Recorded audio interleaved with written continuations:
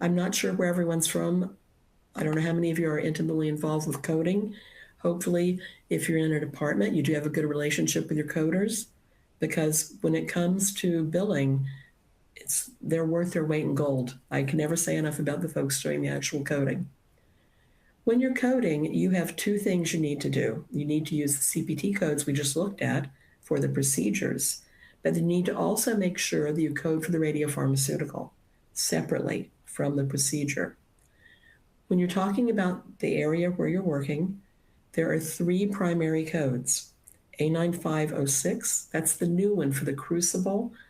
And let me tell you, from knowing people at the HCPCS panel at CMS, when they got the application in for a carbon crucible, their heads exploded. But they did give it a code.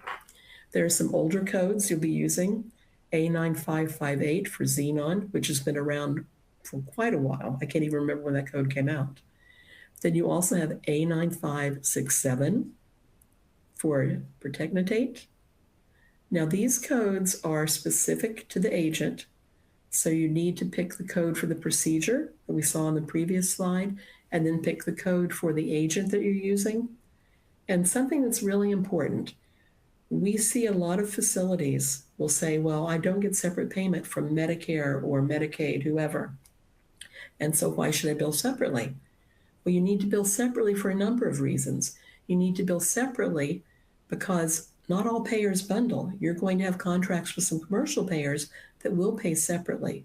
But apart from all of that, at the end of the day, coding is to track utilization.